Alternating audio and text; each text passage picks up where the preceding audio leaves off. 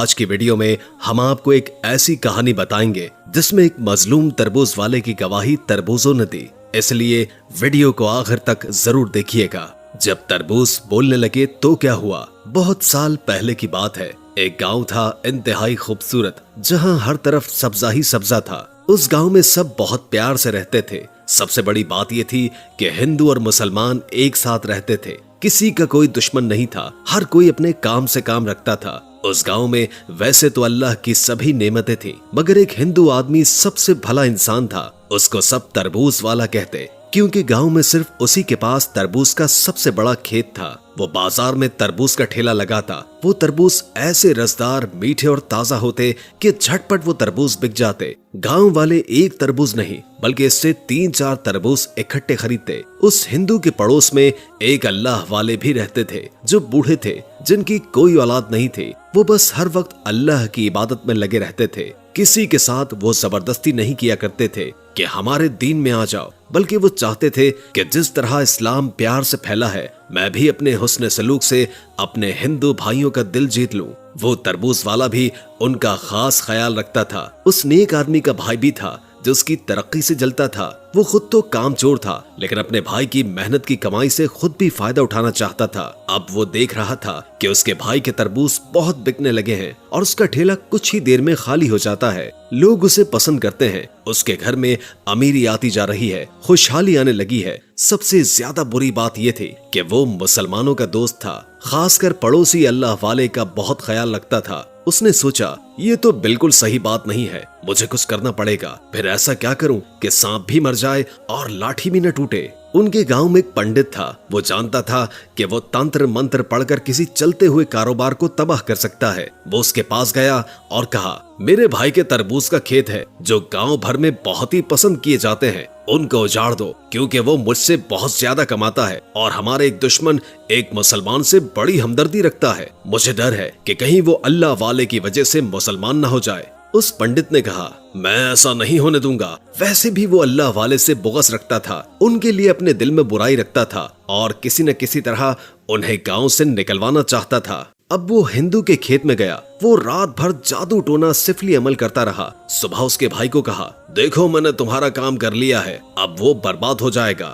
وہ حاسد بھائی اپنی جیت پر بڑا ہی خوش تھا۔ اب یہاں پر وہ نیک تربوز والا جب اپنے تربوزوں کا ٹھیلا لے کر بازار پہنچا تو لوگ اس کا انتظار کر رہے تھے۔ حسب معمول تربوز سب بک گئے تھے۔ وہ پیسے لے کر خوشی خوشی گھر آیا تھا کہ دروازے پر آ کر ایک گاؤں والے نے کہا، تم نے کیسا خراب تربوز دیا ہے، تم نے دھوکہ دیا ہے۔ اس نے پوچھا، کیا ہے میرے بھائی؟ وہ بتانے لگا، میں نے جیسے ہی تربوز کاٹا اس میں سے خون نکلنے لگا، خون کا فوارہ نکل رہا تھا، ایسے تو کبھی نہیں ہوا، تم نے جان بوجھ کر ایسا کیا ہے۔ ابھی ایک گاؤں والا یہ شکایت لے کر آیا تھا کہ اس کے پیچھے دوسرے گاؤں والے بھی شور مچانے لگے، تم نے ہمیں خراب گلے سڑے خون سے بھرے تربوز بیچے ہیں، ہمارے پیسے واپس کرو۔ شام تک لوگوں نے اس کا جینا دوبھر کر دیا تھا۔ وہ جو خوش ہو رہا تھا کہ آج اس کی بہت کمائی ہوئی ہے، رونا شروع ہو گیا۔ اس نے سوچا، میرے بھگوان مجھ سے ناراض تو نہیں ہے، کہیں مجھ سے کوئی غلطی تو نہیں ہو گئی، کیونکہ اب وہی لوگ جو اس کے تربوز کی تعریف کرتے نہیں تھکتے تھے، وہ اس کی برائی کر کے اس کو بدنام کرنے لگے۔ اس کا بھائی اور پنڈت بڑے خوش تھے۔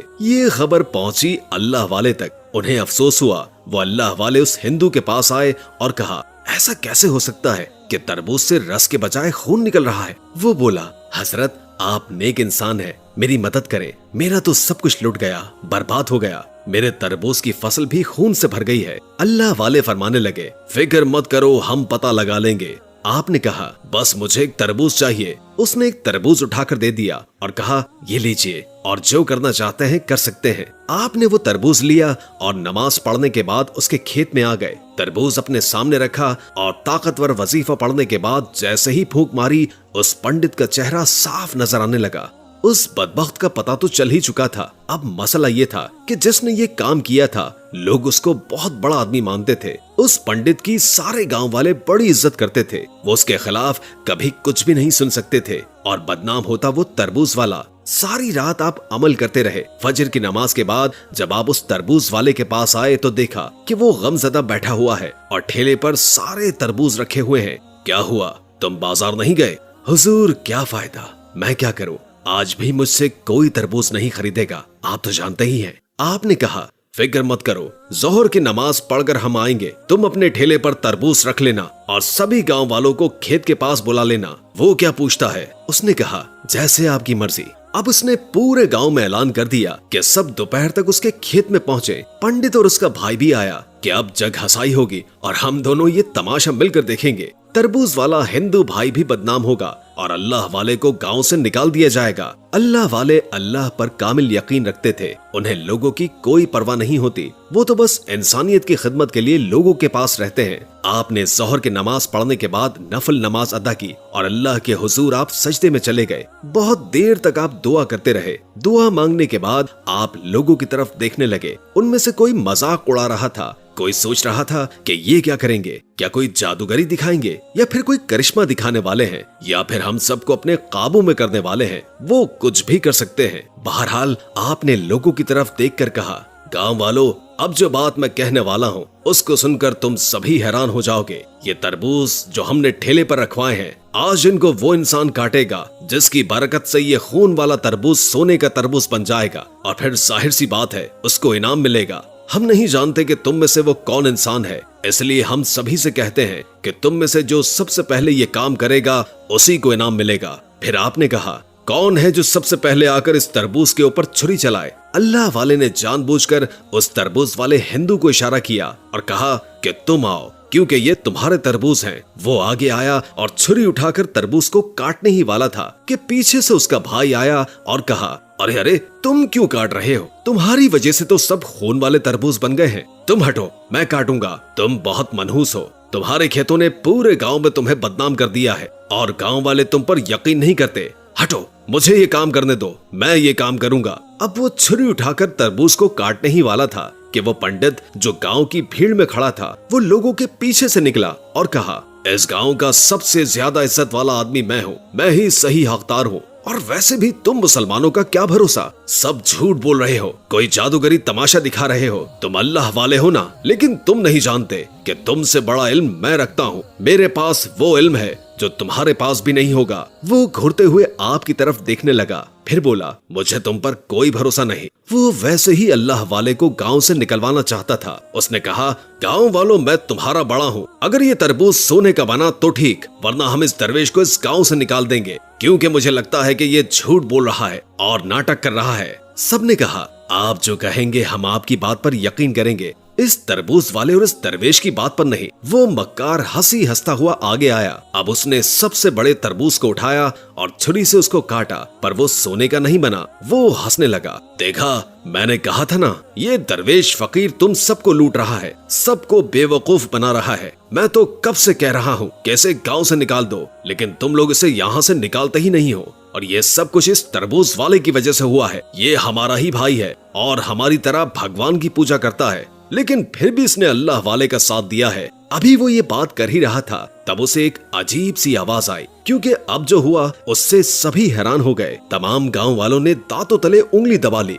क्योंकि वो तरबूज बोलने लगा था जिसको उसने छुरी से काटा था। उसने कहा, ये गांव वाले दरवेश ढोंगी बाबा नहीं, तुम ढोंगी हो। तुमने इस भले तरबूज वाले के खेत पर जादू किया और ये सब तुमने उसके भाई के कहने पर किया है। तुम इस अल्लाह के नेक बंदे को भी बदनाम करना चाहते हो। मुजरिम तुम हो, तुम्हारी वजह से हम सब खून से भरे हैं, वरना हम तो अल्लाह की नेमत हैं। हमारी तरह के फल तरबूज वाले को अल्लाह ताला ने इनाम के तौर पर दिए हैं और ये अच्छी तरह ये कारोबार चला भी रहा था। इसके दिल में कोई खोट नहीं थी। ये गांव वालों को अच्छा फल खिलाना चाहता था, लेकिन तुम इससे जलते थे, इस अल्लाह वाले से भी जलते थे और उसका भाई इसको गिराना चाहता था, इसकी दौलत से हसद करता था। तभी तुमने हम पर जादू किया, सिफली अमल किया, लेकिन इस आदमी ने हमारे साथ ये काम करके अल्लाह ताला को नाराज किया है। अब तुम देखना इस पंडित के साथ क्या होगा। वो पंडित तरबूज को हैरत से देख रहा था, जो गवाही खुद दे रहे थे, बल्कि अब बारी बारी सारे तरबूज पंडित और तरबूज वाले के भाई के खिलाफ गवाही देने लगे कि हाँ,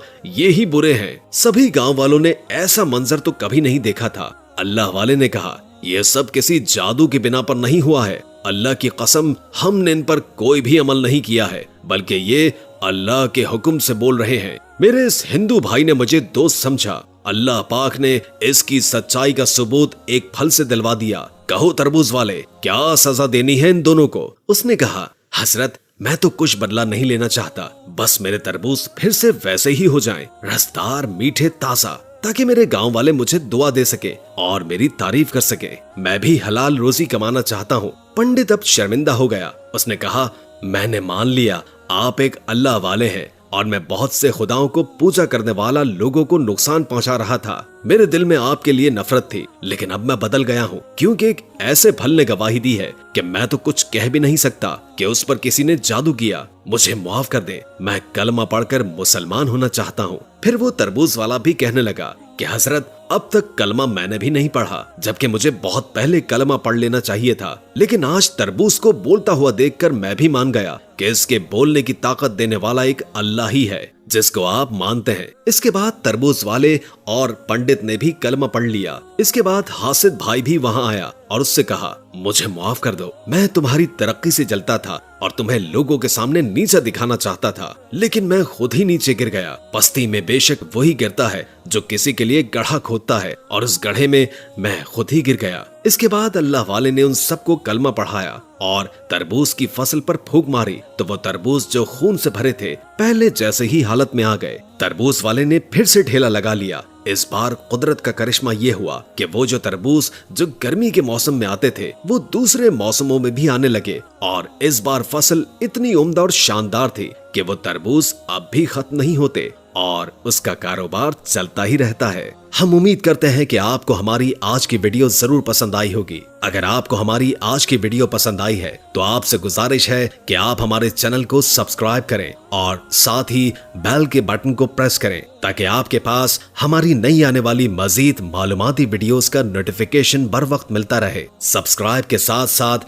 हमारी वीडियो को लाइक करें और अपनी कीमती आरा का इजहार कमेंट सेक्शन में करें। हम फिर हाजिर होंगे एक नए टॉपिक के साथ। अल्लाह हम सब का हामी और नासिर हो। आमीन।